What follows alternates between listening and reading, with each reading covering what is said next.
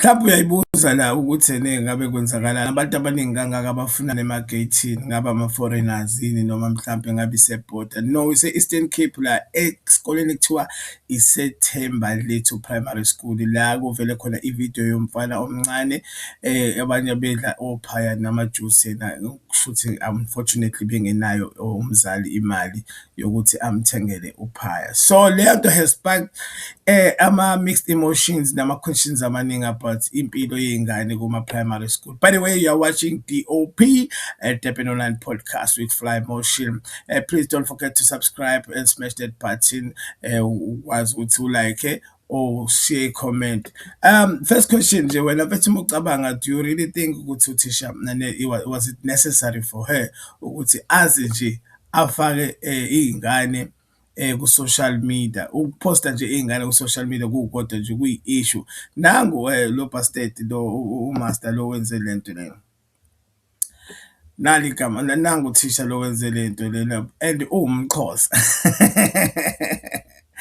Hhayi-ke yabo nje ngendlela enza ngayo, you'll see the video at the end of the show before nje ngifake ividiyo, but why amaXhosa enje wonke? So apparently lo mama lo usende le video le ngizolifakela yona later on the show, and then kwase kuba ne-outreach, abantu base bafuna ukumbona, bafuna ukumshaya, bafuna aqoshwe, bafike ku-social media waba ibhazi ongakaze uyibona. Now someone posted the video and then ingane yaqala manje yathola iminikelo, donations via Capitec. For the first time uCapitec donation nje wenze into enesense, bese sikhathele lama-celebrity lawa njalo mese engenamali mese ecela kuthini imali, yayibona into engishoyo. So bafethu, into engizolikhombisa yona, I just want to show you something right now. This is it. Yeah, like try, let's give Mandisi Njingana his flowers. So far, he has managed to raise 30,000 for the learner who trended because he didn't have a pie during the pie day at school. This happened at Timberlake Primary School, Lapana at George. Lento le igcwele on social media-ke bafethu, as you can see now, you can donate if you want to. I think ama-donation, they are still open. Fethu, right now I think they are sitting on 40,000 or maybe more than that. But guys, for everybody who donated, siyabonga kakhulu ngoba leyo nto, it will change this guy's life ngoba uma ubheka nje impilo yalo mfana kushuthi ene nasekhaya abekho right. But lo mama lo seshaya isitini-ke wenza lento. Now let me show you i-reaction yabantu on social media abathe hayi no, ngeke bona bayimele into ekanjena. We'll start with this one. Please don't forget to leave a comment and tell me about the situation. How do you feel about this thing? Uthisha was wayebe wrong ukuthi alokhuze expose ingane, or uthisha ene ube right yini ngoba nathi phela ingane siyathola manje ilokhuzana imali? Mina I think uthisha beyiphaphela nje, bengazi ukuthi yonke lento will blew up into her face and now sekuthreatenisheka nomsebenzi wakhe. Please guys, give a guy nje a nice comment about the situation, because nami as ngikhula, I used to do these things. Uthola ukuthi ekhaya abanginayo imali, ngihambe ngihamba ngisho ama-trip ngemali engiyintshontshile kulokhuzana kwi-Pescamang ngoba ngiyazi ukuthi kwi-Pescagogo, ngoba ngiyazi ukuthi uzothi akanayo imali. So I ended up ngitshontsha imali, ngihamba ama-trips eko-beachfront ukuthi angiphethe mphako. So how do you feel about this whole situation? And please leave a comment, tell me ukuthi wena, what was your situation when you grew up? But asike sizwe ama-social media, sibone ukuthi laphana bathini ku-social media. I think is this one, yeah. Laphana ubungani wakha Khanyisile Lise uthi the community must also use the same energy in supporting their children academically. Yes, the teacher was wrong, very wrong, and the community is doing justice to that. However, they should also support teachers when it comes to their children's education.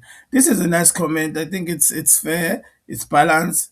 Khona uthe laphayana uNtokozo kaMakhomo Mdunge, well done to the community. I'm not sure ukuthi well done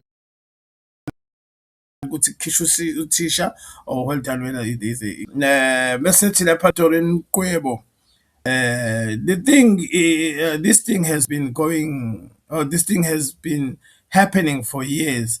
If the school says bring toilet paper and you don't, your child won't get toilet paper because this is on video. We are acting as if we knew it's new, which is a valid point in that corner. Uthi la kuvamisile ukuthi bathi othisha lethani ukuthi or senze ukuthi basothola ukuthi abazali abayenzi leyo nto ngoba mhlampe abanye bayiziba abanye ngoba bengenamali. Please singakhohlwa bafethu, you're watching DOP, Durban Online Podcast. Cela ushiye nje i-comment and we talk about this whole situation yasesikoleni.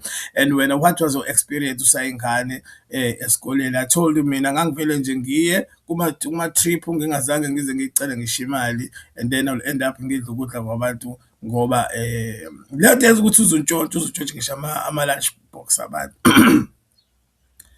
Okay, uthi uqala umzi Nyumbeka makahambe ubulale isidima somntana sis, lento onenhliziyo engcolileyo. Most abantu bamaXhosa-ke, so most of the comments are in Xhosa. Very painful. If you are a parent, you would never want to see any child suffer. I am chopping onions as we speak because I don't know. Maybe I understand. I don't want anyone in this kind of situation. It is draining. Sibonga kakhulu ngama-comments lapha on Facebook regarding this situation. Like I promised you before ukuthi ngizonidlalela le video le eveke yasparka i-outrage on social media. Don't forget to subscribe on my channel, guys. Let's meet up the comment section. Nansi le video. Akuthethwa xa kutyiwayo, kuyatyiwa.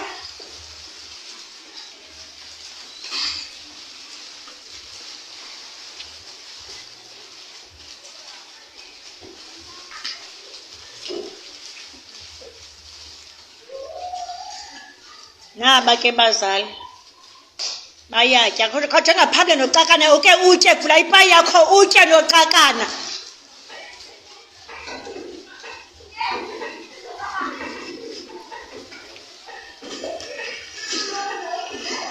Nantsi pain bazali bam, and ke andikwazi ukwenza ngakumbi. Wonke umntwana eklasini uyatya, andikwazi ukwenza ngakumbi. Make yonke As you can see, mfethu zonke ingane ziyadla lana mfethu, only that one is not eating. Mfethu akukho ngisho no sweet noma yini. Lo thisha yena bengasakwazi noma nje mfethu akazi ukuyithengela yena-ke ngephakethe lakhe because phela ingane le fana nokuthi uphethe iy'ngane zakhe lapha singazi umu-expose kanje.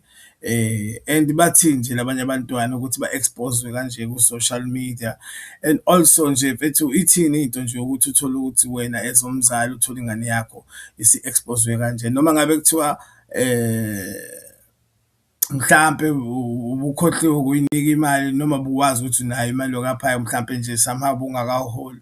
Kuthini ukuphawula kwakho lapho KZN? You are watching DOP, Durban Online Podcast. Please smash the subscribe button and make sure you see comment. Don't forget to like and make sure to uthola le notification every time we drop a episode. This is very sad. This is very, very, very sad. I don't condone it. I think othisha bakhona aba-right bese bakhona aba-wrong, but this one is ngeke guys, this is wrong, totally wrong. I'm against it. Please guys, keep on donating and make sure ukuthi ene lo sisha lo ene uhlangana ne-justice somehow. By the way, my name is Fly. You're watching the DOP, Durban Online Podcast. Ungakhohlwa ukusubscribe to my channel. Danko!